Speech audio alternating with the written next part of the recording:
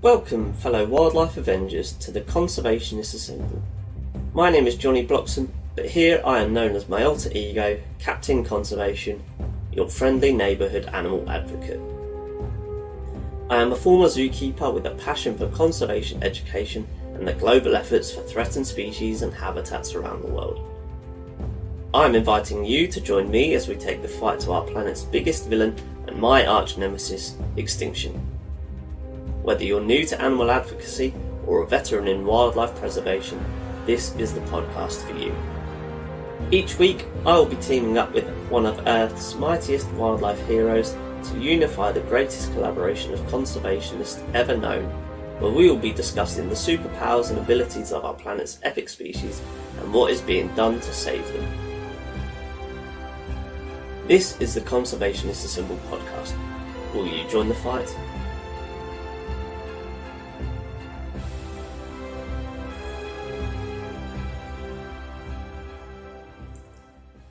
Hello everyone, and thank you for tuning in to another episode of the Conservationists Assemble podcast. How have you all been? I hope you've all had a wonderful week. I want to hear all about what experiences with nature or thoughts you've had about wildlife. The dark nights are settling in earlier here in the UK. Perhaps you're being greeted by more foxes in your gardens, seeing more muntjac at the side of the road, or a flash of white as a barn owl flies past you during your drive through a rural lane. Maybe you visited a zoo this week or heard some wildlife news that sparked an emotion and got you thinking. If this is you and you want to share, you can email, message on Instagram, or join the conversation on the podcast Discord, all of which I've linked in the show notes. Now the days might be getting shorter and the temperatures might be dropping here in the UK, but this episode's focal species is no stranger to cold temperatures and would probably think of the UK climate this time of year as a tropical vacation. So without further ado, this week's episode is all about the Musk Ox, and I'll be joined a little bit later on by Dr. Christina Hvilsom, geneticist at Copenhagen Zoo, to discuss the work surrounding this species and what it is going to take to defeat extinction. So journey with me to the northern edge of the world as we take a look into the world of the Musk Ox. And before we get into it, I have to say that this is one of my all-time favourite species. I always used to say as a zookeeper, if I was to have my dream section of animals that I cared for, it would be your North American Eurasian species, with the exception of okapi because they are my all-time favourite hoofstock. I have had the pleasure of working with them and they are great. Anything big and brown really.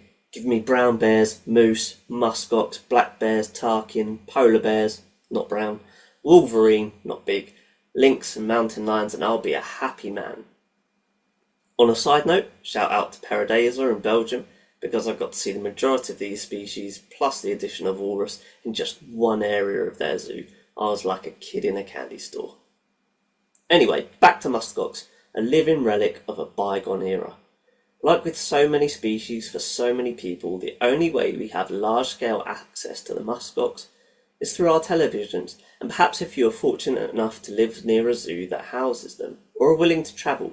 But through my research and according to the IUCN Red List, there are less than 30 zoos in 13 countries that house around 105 musk ox, be that the Barren Ground or the Canadian musk ox, or the Greenland musk ox, which is the subspecies I saw at Paradisa. I think the appeal, for me, of musk ox when I see them on TV is that they're this seemingly perfect mixture of admirable grace and pure respectable power. And I suppose this is part of the magic of wildlife videography, right? Let me set the scene. A wide-angle shot of the Arctic tundra, shot from a helicopter or a drone as the midday Arctic winter sun puts a glow on the barren environment for a few hours a day where few can survive. Transition to a close-up shot of an eye of a musk ox, because as humans, that's automatically where we look. Be that on other humans or other species. We look to the eyes for comfort or to gain information about what that conspecific might be trying to tell us. Slow motion as the harsh Arctic wind blows right through the thick woolen coat of a herd of musk ox, enduring through harsh snow looking for grazing beneath. shots of warm breath from a musk oxen's nose instantly condensating as it hits the freezing air, sizable formations of snow and ice clinging to their shaggy fur during a snowstorm.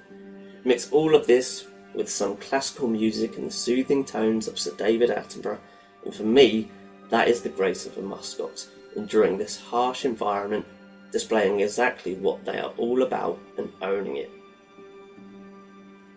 Now picture this, a change in seasons, Arctic summer, the snow has gone and the frost has thawed, the musk ox of winter is now very different. Losing or lost their thick winter coats completely, the presence of spring calves and grazing aplenty. That classical music still present in the background, although perhaps starting to intensify until silence. And then in true Sir David Attenborough form, with just 3 words, a rival male. Part of me toyed with doing a Sir David impression, but I wasn't quite feeling it in the moment. The intense music continues, we know what is coming next, and we're on the edge of our seats. It's rutting season now, and we're about to witness this seemingly otherworldly power that we as humans can't even think to comprehend without the use of technology and machines, and I am here for it.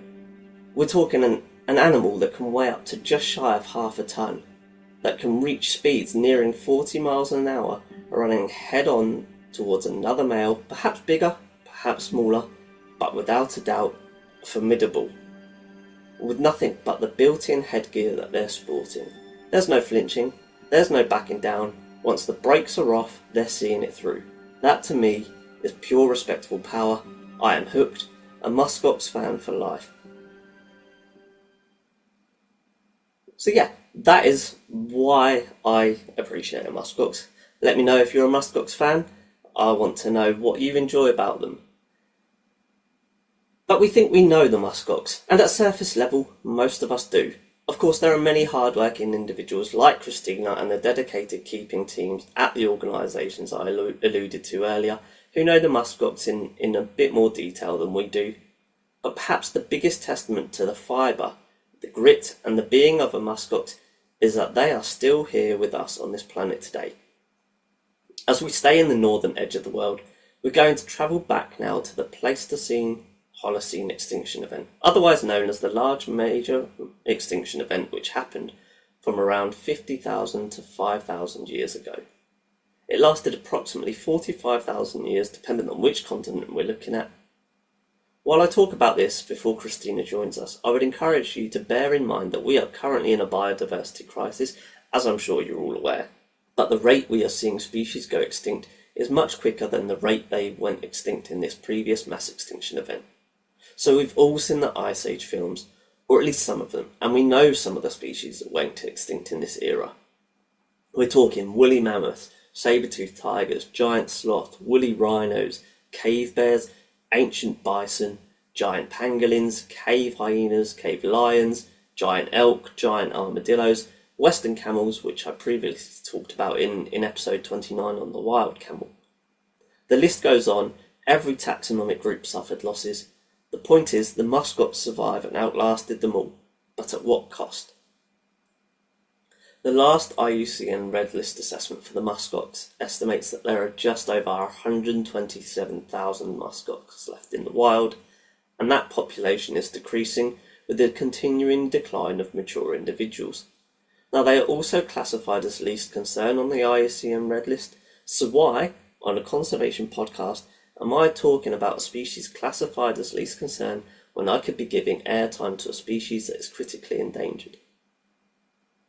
I personally feel that it is equally as important to talk about species currently classified as least concern that are undergoing these gradual reductions in population size to monitor the species and allow researchers, scientists, conservation heroes the time to develop appropriate conservation actions to prevent them from becoming threatened in the future, while, to quote Douglas Richardson from episode 17, we can afford the losses, in reference to the critically endangered vaquita porpoise, who in his words are minutes to midnight, as there are currently less than 20 left off the coast of the Gulf of California that we know of, and none are housed under human care, and we perhaps tried intervening too late. Joining me now is Christina to shed some light on what we understand of the modern threats to the musk ox, her work, and the work of her peers in what else we are trying to understand. Christina, welcome to the Conservationists Assemble podcast. Thank you for joining me today. How are you and how was your weekend?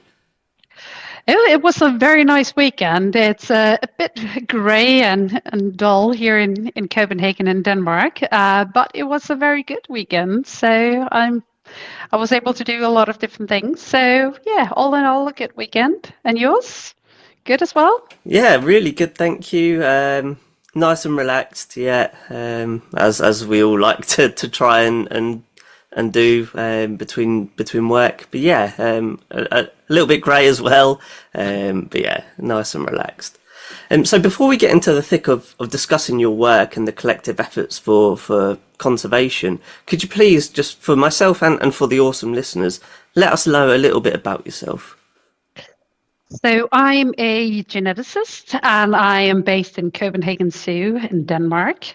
And yeah, I've been employed by the Copenhagen Zoo since 2008 it is, where I actually did my PhD together with the zoo. So the first PhD at the zoo. So yeah, and been employed full-time since 2012. So it's been some exciting years at the zoo, building kind of the genetic research component of the zoo. So yeah, all in all, a good place to be and exciting as well. Yeah, it certainly sounds exciting. I'm very excited to hear how zoos are contributing to genetic research. And we're going to be talking about lots of different things today.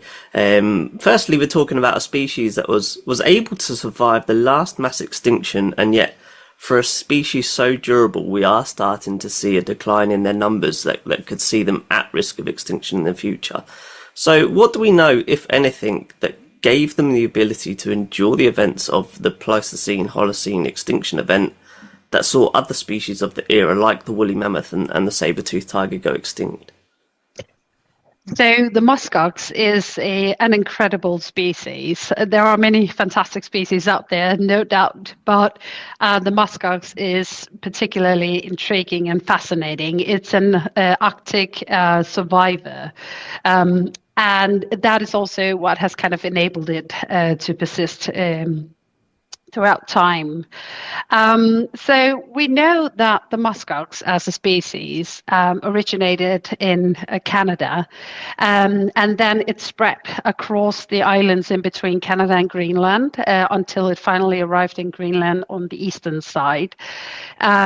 And through that kind of long migration route, so to say, which happened over thousands of years, there had been several what we as geneticists call bottlenecks. So there has been periods where the population size of the species went drastically down, so kind of narrowing, and thereby using the term bottleneck, because kind of looking at a big, nice bottle, but then when you go up the bottle, you will kind of increase in size.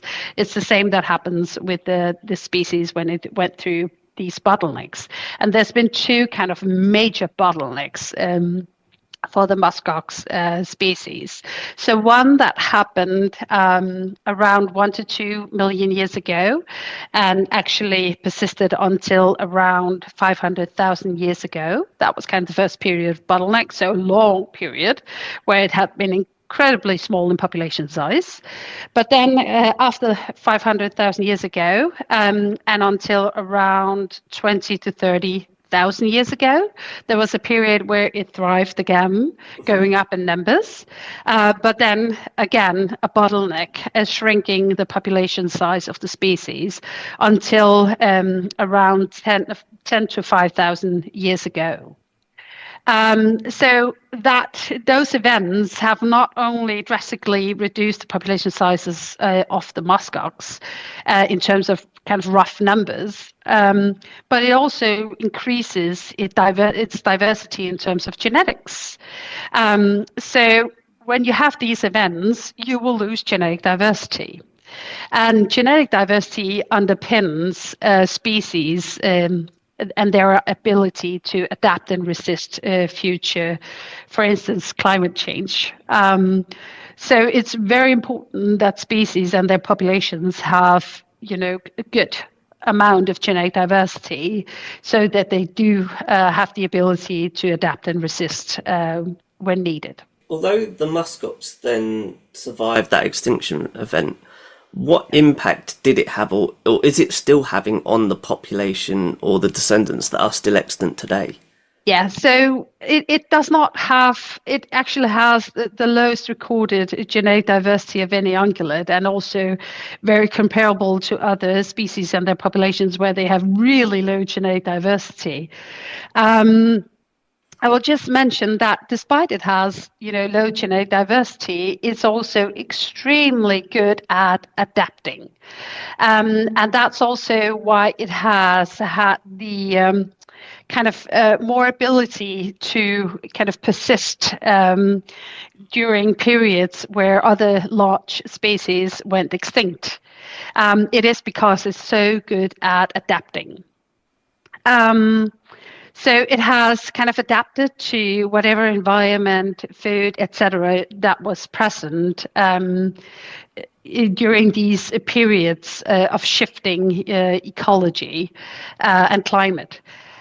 So where other species have kind of had unfavorable environmental conditions, the musk ox had, adapted to these changing environments and to the Arctic tundra, for instance, and that kind of also helped it to persist. But coming back to the low genetic diversity, so as we look at the musk ox today, we know it has an extremely small genetic diversity kind of base. So the musk ox that persist today are really similar if you look at the kind of the Greenlandic populations. But despite its kind of narrow genetic base, it has, flourished in terms of numbers. And actually, there was a kind of unintentional experiment being done in the 60s where individuals were moved from the east coast of Greenland to the west coast of Greenland. The east coast of Greenland has the lowest recorded effective population size of any of the musk ox populations. So meaning effectively that it has very, very, the smallest amount of genetic diversity. But then, people took roughly 30 individuals from the eastern population with low genetic diversity, translocated them to the west coast of Greenland, and there it has flourished in numbers. So now we have numbers, say, more than 20,000 individuals. And that large population still has very low genetic diversity because its founder base of roughly 30 individuals, I think it was 27, had so low genetic diversity, and they are the founder base of that population. So even though we can, if we just do the numbers and look at the number of individuals, we could think that it's doing quite well. But if you go kind of a layer deeper and look at its genetic diversity, we'll know that they are extremely alike and have so little genetic diversity. That has potentially a large impact if we go and look at the future. So currently we are at we have a triple planetary crisis today, which is both in terms of climate, it's in terms of pollution, and it's also the biodiversity crisis. Looking into the future, we know that the Earth is warming at an unprecedented rate, and it's one of the most fastest climatic changing period if we look throughout the history of Earth. And for sure, we're at a point where the Earth is getting warmer and warmer. And warming up faster if we're just looking over the time span of humans. So we have it's a serious time for many species now. looking into the future for the muskox, climate change will inevitably, make the environment in Greenland and Canada, so where the musk oxen live in nature, will make those areas much warmer. That will, of course, affect its habitat. It will affect, what kind of food will be available for the muskox, etc. But it will also bring pathogens, newer pathogens. Just here in Denmark, where we're kind of similar in terms of the UK, and normally we don't really have a lot of different pathogens floating because of our climate, and it tends to get quite cold in winter times. But we're increasingly experiencing new pathogens nearing Denmark, and with, for instance, with mosquitoes and others bringing some very nasty viruses to Denmark as well. And the same will eventually also happen in Greenland. So newer pathogens will come to Greenland and to the areas where the musk oxen live. Because the musk oxen has the low genetic diversity, the same goes for all its immune system, so all its immune genes. So they're very similar. If those genes are not fit in terms of resisting new pathogens, the new pathogens will eventually wipe out large parts of the muskox populations, if not entirely. We've seen similar cases, for instance, some very kind of, how do you say that? Some of the kind of the largest effects new pathogens have had on populations have, for instance, been the Ebola cases in Africa, where we hear, of course, of Ebola affecting human populations in Africa, but it's also affecting, for instance, the great apes that live in Africa, where Ebola has wiped out, for instance, 95% of populations in Gabon of the gorillas living there. So if the populations do not have the right genes to resist new pathogens, they will die.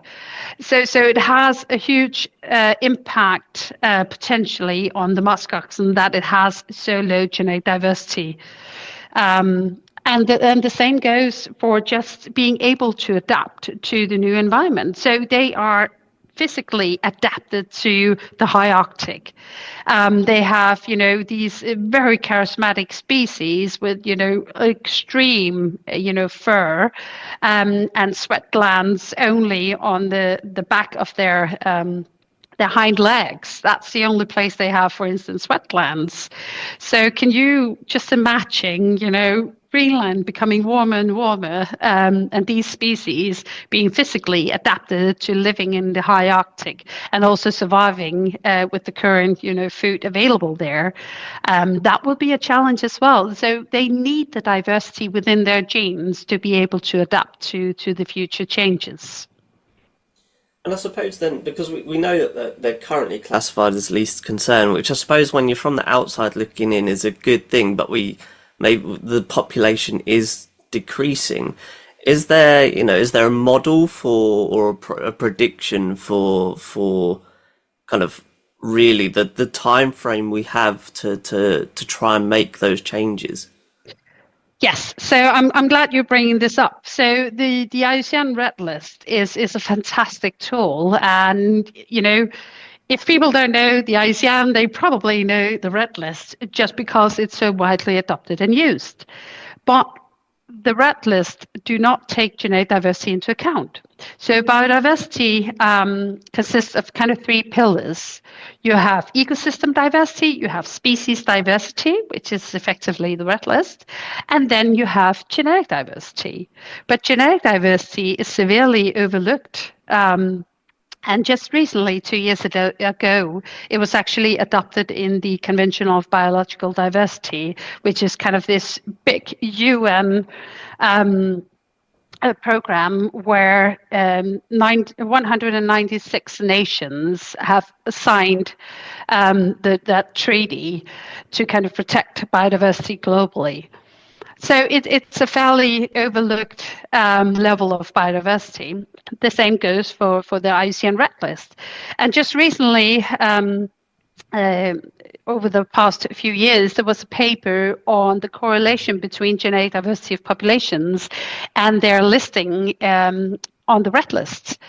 And there's not a good overlap at all. So just because a species is thriving, it doesn't necessarily, so in terms of numbers, it doesn't necessarily mean that it has, good genetic diversity. Often that is not assessed. So it's based on, does it have a habitat, for instance, how many populations and population numbers, threats, pressures, etc. So that's why it doesn't really have not per se a direct one-to-one correlation between its red list status and whether it has good or bad genetic diversity. In order to kind of assess species, there in terms of their genetic diversity, there are several things that you could look at. But there has been, for the conventional biological diversity, so the CBD, there has been 2 indicators adapted. One headline indicator, which is effective population size, NE 500, and then there is the complementary indicator, which is number of populations maintained within a species. So we know that kind of the rule of thumb is that if you have an effective population size of 500 or above, it means that you have a decent amount of genetic diversity within this population or species. So that's kind of the rule of thumb that we go with. And now I'm tossing out a term, which is effective population size, which might be not that well known by all. But when we look at populations and species, we normally do the rough numbers. So how many individuals do we have in a population? That's called the census size. A rule of thumb is that the effective population size is around 1/10 of a total census size of a population. So if we have an NE of 500, we will have a census size of 5,000 individuals. But that's just a rule of thumb. The effective population size, you can think of it, and now I'm simplifying things, but not all individuals of a population will contribute to the next generation. So in essence, the population size is all about, what is the contribution to the next generation, both in terms of individuals, but also other aspects as well, which, again, it's a simplified way of explaining things. And so then I suppose that leads nicely into the linking of ex situ and in situ populations in terms of, like I say, contributing to the next generation, but also their role as insurance or even supplementary populations. So what does all of this mean for ex situ populations of musk ox? Because there aren't, like you've mentioned, from a climate standpoint, there aren't many organisations globally that are capable of housing this species from a welfare standpoint. And so, yeah, a Copenhagen Zoo have musk ox. But yeah, so are there with the organisations that house them and the breeding programs that maybe have the potential to exist, what do we know or about all of the ex situ population? Oh, okay. Let's that's a fantastic question. And there are so many nuances. So let me start with saying that the way we have breeding programs for species, which I'm sure you know, is that it's based on demographic and genetic attributes. But what we've had historically is that we've had pedigrees. Those pedigrees and kind of the breeding programs have been built on some assumptions. So, for instance, we don't know or always know necessarily where the founders came from in the wild, and had to make assumptions that whatever founders came into the population, they were unrelated, well knowing that was probably not always the case. And then we have, from the founders till the current population, we have a lot of individuals in between from generation to generation. For some species, we are quite sure that we know who the dam and sire, so the mother and father, or of all the offspring. But then again, we also have species where we have gaps, gaps in terms of who is the sire or who's the dam and how are they related, etc. We all know that that was what we had to do in order to create the breeding programs, but also know that that was something that was, the assumptions that was needed to make it all feasible. With genetics, we have a fantastic way to look into and fill gaps. So, for instance, with genetics, we can trace back the origin of individuals. For some species, we can even go and pinpoint the geographic location of where the animals came from in the wild. We can for sure assess whether they were related and to what degree. And again, that of course impacts, if the founders were related, the level of inbreeding that you potentially have in your population today based on that. And then you can go in and fill gaps in pedigrees, so in terms of who's the sire, who's the dam, etc. So basically assigning paternity or maternity to offspring. And of course, all that knowledge, of course, refines the breeding program that you have, the knowledge that you have of your individuals, the level of inbreeding, the correct level of genetic diversity, etc., so that you can make informed decisions in terms of breeding recommendations, and that in terms of kind of preserving the best genetic diversity of your population. For the musk oxen, so different breeding programs have different conservation roles. Some of these breeding programs that we have, especially on the European Association of Zoos and Aquariums, so EASA, is that they do have a role as insurance populations. But we do also have a lot of other conservation roles for species. For the musk oxen per se, it's not an insurance population. So the musk oxen has in EASA originally had influx from both the Canadian side and from the Greenlandic side. So these are two very different populations if you look at them genetically, and they're considered two different subspecies. And there has been mixing of the two subspecies in captivity as well. The population of musk oxen within EASA is not that big, and with the level of mixing between subspecies, etc., it's not, as it is now, completely representing the wild populations. But again, right, you never know what will happen in the future, and even though the captive population does not genetically look like its wild counterpart, there might be a need for supplementing in the future, even though we've kind of mixed subspecies in captivity. So, yeah. So, but again, on the other hand, we do have species where we have, kept the subspecies separate in our EASA ex situ programs. And for those, for some of them, there is a clear insurance role for them. Yeah, so I suppose it is really important. I'm glad you've mentioned that there are two different subspecies, despite maybe thinking that musk ox, historically originated in Canada and migrated over to the kind of European continental Europe.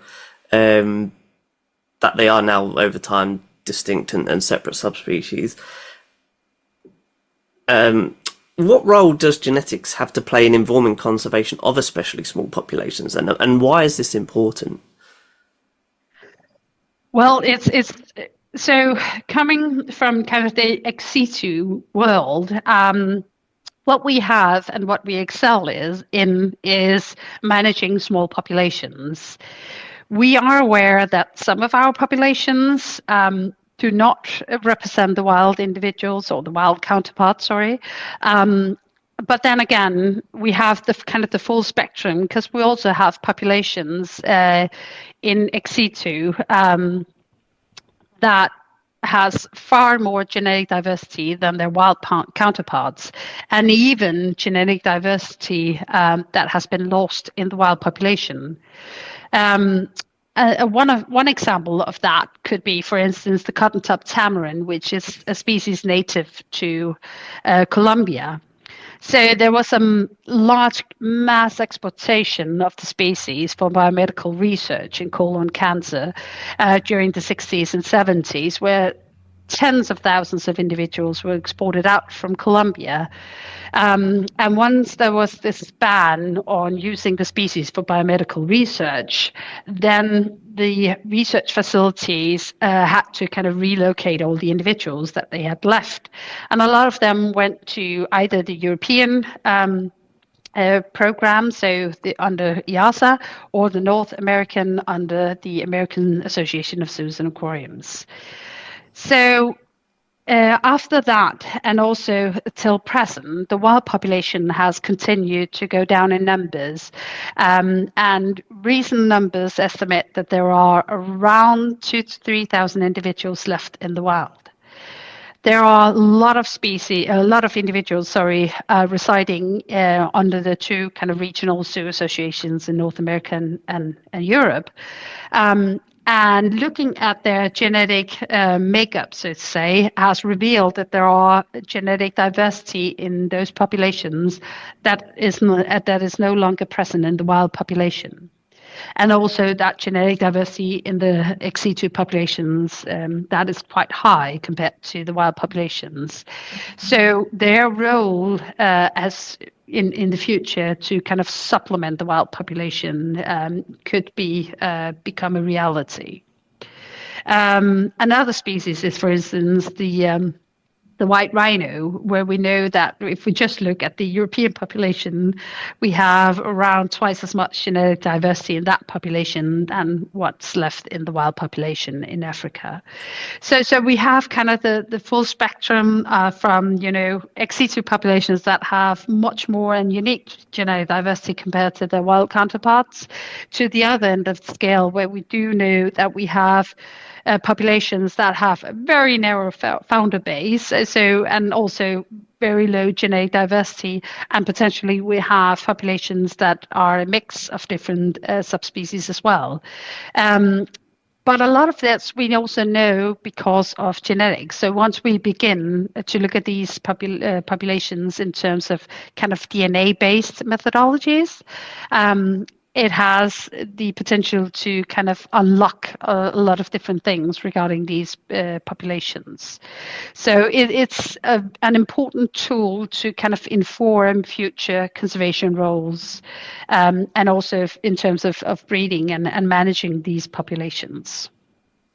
Yeah, I'm glad you brought up that it's genetics has a much broader role than just its involvement in breeding programs and founder populations. And I suppose, bringing up the plight of the cotton-top tamarin as well is a great segue into my next question, because part of your work is the use of genetics in combating the illegal trade in primates. So could you please tell us a bit more about that role? Yeah, happy to. So we've been using genetics for a lot of different things.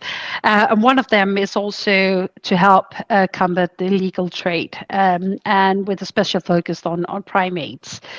But again, this is something that can be done for other species as well. It's not restricted to primates. For instance, there's a lot of illegal trade sadly going on in songbirds in Asia, for tigers, for other species as well, where genetics can be used as well to help combat that. So going back to the primates, so it started out with using genetics to kind of trace the origin of confiscated chimpanzees that were kind of the victims of illegal trade, either confiscated in airports or ending up in sanctuaries across Africa, to kind of pinpoint where were they actually taken from in the wild. That could only be done because we've already created a map of chimpanzees throughout its distribution range in Africa. So from Guinea in the east to Uganda completely different. From Guinea in the west to Uganda in the east. So we've already kind of genetically mapped the distribution range of the chimpanzee. So basically knowing what the genetic profiles were of chimpanzees across its distribution range in Africa. With that kind of genetic map, we actually took it and laid it on top of a geographical map. And actually there was a nice correlation between geography and genetics. And with this information in hand, we could go and take a hair sample from a chimpanzee that was confiscated, for instance, in an airport, and say, this individual has been confiscated in Gabon, for instance. So it's a fantastic tool to say where this individual came from in the wild, hand over that information to the authorities saying, this individual is actually from Gabon. So having the government of Gabon go into this case to bring back that animal to a sanctuary in Gabon, and then work on hopefully releasing that individual back into the wild. Of course, not to the exact same hotspot where it was taken from, but to nearby areas as well. And it's also a fantastic tool to kind of pinpoint the hotspots of the illegal trade. So if there's any indications that some of the areas that more individuals have been kind of taken from there, it kind of indicates that there's a hotspot for the illegal trade. And also it's a way to kind of depict the different trading routes that is being used to bring individuals from nature to certain areas of the world as well. So basically the same methodology is something that we're currently building for cotton tops in Colombia as well, but together with Colombian researchers, because it's a tool that they should be able to use in the future for the species that are native to their country. Yeah, it certainly sounds like a very proactive and kind of promising partnership to allow for the prevention and hopefully of quite a big reason why we see a lot of threatened species. So Christina, it's now time to learn more about the individual behind the knowledge and passion. Please, can you give us an insight into your professional background, your journey to your current position, including your academic journey? Oh, yeah, I don't think it's that traditional, actually. It was more being at the right place at the right time, I think. So I've always had a keen interest in animals and genetics throughout my university period. And actually, I had already accepted a master thesis in lung cancer, which I at that time also found extremely fascinating. But there was kind of a little thing within me that could not really forget about the animals and genetics, and perhaps we could use genetics to inform conservation of species.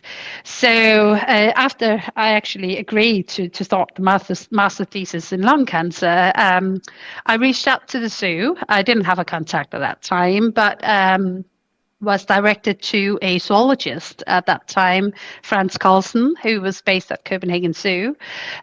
He was also the coordinator of the chimpanzee program, so the chimpanzee EP. And I was invited in for a chat, and he said, well, it's funny that you mention it, because I've actually been thinking about, using genetics to help fill gaps in the pedigree of chimpanzee EP.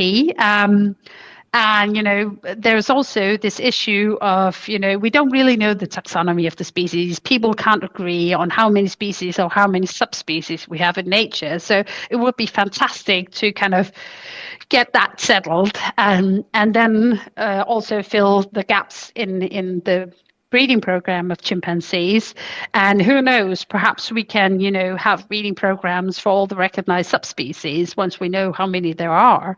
And I found that extremely fascinating. So I turned the other master thesis down and started to work together with friends and did my master thesis, which then evolved into a PhD, which was actually the first PhD at Copenhagen Zoo.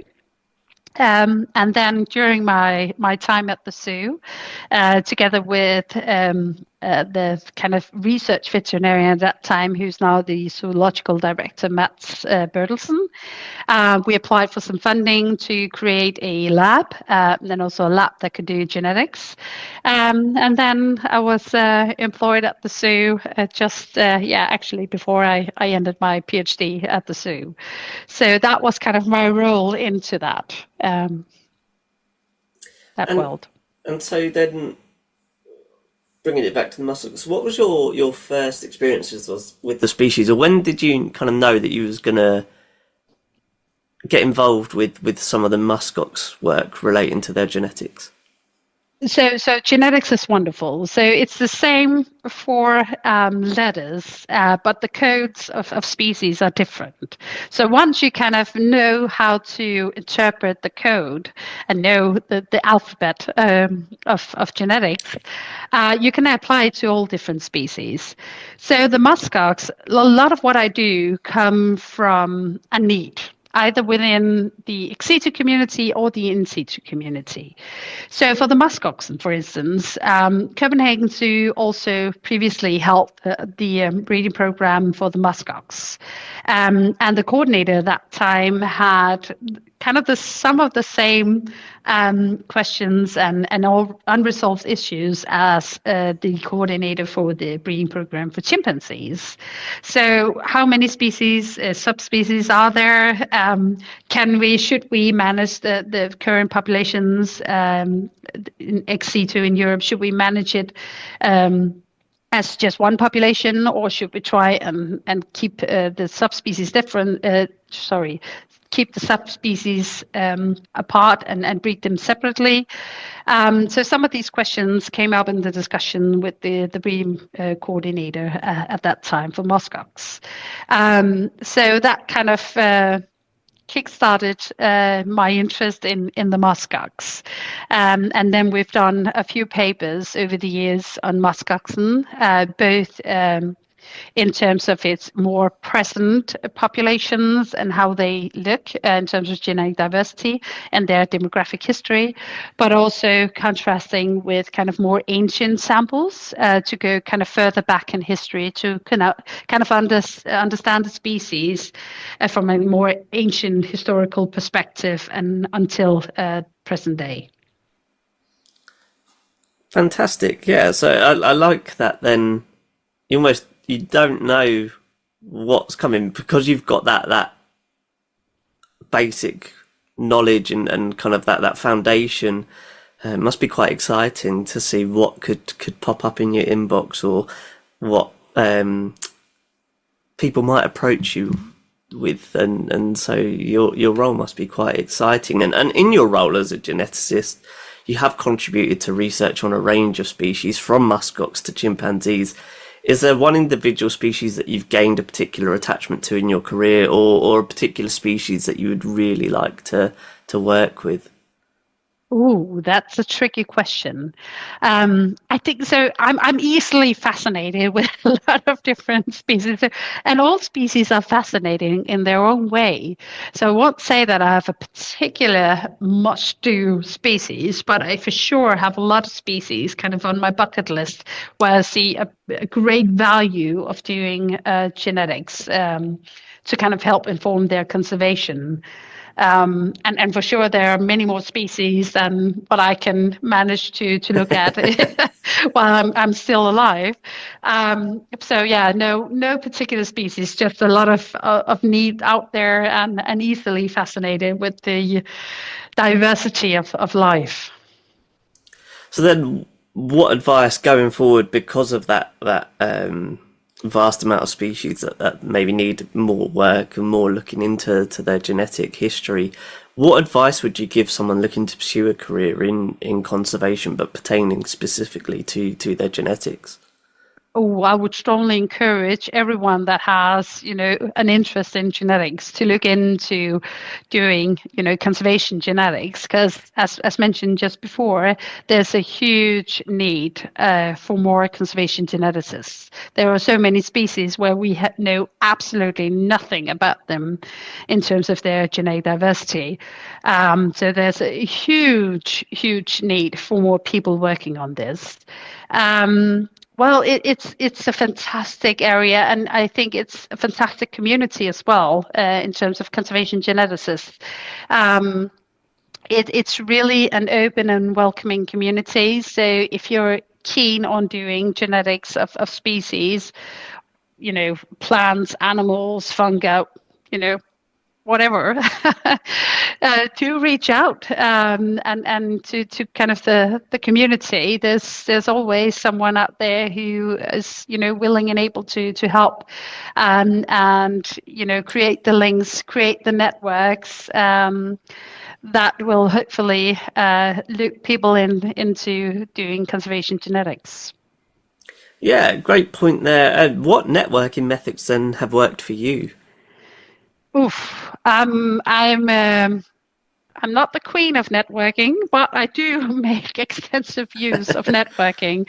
The more we are, the stronger we are, the bigger impact can we do. And people have the unique experience and knowledge. So it's all about working with people on different projects, and I'm all very much in favor of working together, collaborating, sharing knowledge, sharing expertise, and not just in kind of the more Western countries, but definitely also in countries where the resources are not what they are in terms of the Western countries. And that's also a particular focus of what we do in Copenhagen as well. So yeah, it's reach out, get in contact, and try to establish your own network as far as you can go. And it's fantastic to see the kind of the strong projects that can be created when you work together with other people, and not just people with the same background as yourself, but really from different backgrounds and with different expertises. That's really strong projects. Fantastic. So, professionally, then, what are some of your proudest achievements to date?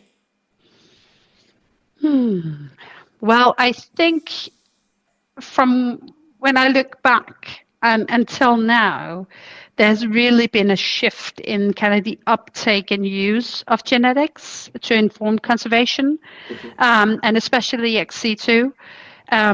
So I think that is what I'm not most proud of. This is not something that I, by all means, have achieved by myself. This is a lot of different people that have worked on this. But I think having been able to contribute to that is what I feel most proud about, definitely. Yeah, I suppose then it makes you feel part of that bigger mechanism, and again further Exactly. motivates you to continue what you're Exactly. doing. It's the sum of many, but it's really what I'm most proud of, because I see a huge value in genetics, because I think it makes much more informed conservation decisions. So it's definitely what I would kind of label as the biggest achievement. Yeah, I think a lot of people listening would certainly see the benefit, and hopefully will see the benefit after this if they don't already. So I guess my last question for you, Christina, is how can listeners follow your work and the work of the lab at Copenhagen Zoo? So I am terrible at using social media, But fortunately, I have other good colleagues at my institution that's much better than I am. But yeah, so LinkedIn, we're also on X. We're on different social media as the zoo, and a lot of what we do is posted in different social media. But other than that, I'm also findable on ResearchGate and other various places as well. And then we have a brand new website also at the zoo, which is being launched. So hopefully more information will go up there in terms of what we do. And if people have a specific keen interest in what I do, they are more than welcome to write me. I'm always happy to chat. Amazing. Well, I'll be sure to provide some important links such as your ResearchGate profile in the show description. On that note, Christina, do you have any last messages for our fantastic listeners? Well, I hope that I have put a spotlight on genetic diversity, because it's often been overlooked and perceived, difficult, and it's really not been viewed in a positive way. But I hope that with the show that people listening can see the value of doing genetics. Hopefully it's not perceived as difficult and tedious. So I've hoped that people can see the value in genetic diversity of species. Christina, thank you so much for teaming up with me on this episode of the Conservationists Assemble. It's been an absolute pleasure to listen to your incredible knowledge and passion on Musk Ox, but also your unwavering dedication to ensuring genetic diversity. You are a valuable ally in the fight against extinction. Thank you. It was a pleasure.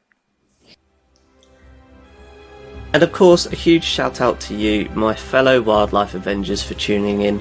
If you enjoyed this volume of the podcast and you wish to join the fight, please follow and rate the podcast wherever you stream from and share with your family and friends to help stack the odds in conservation's favour.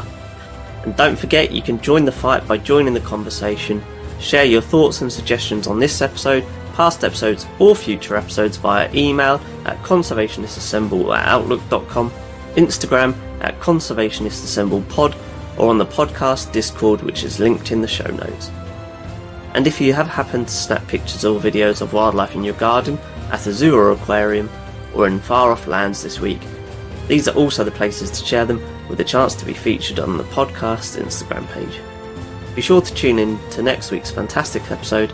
Until then, this is Captain Conservation signing off. Over and out.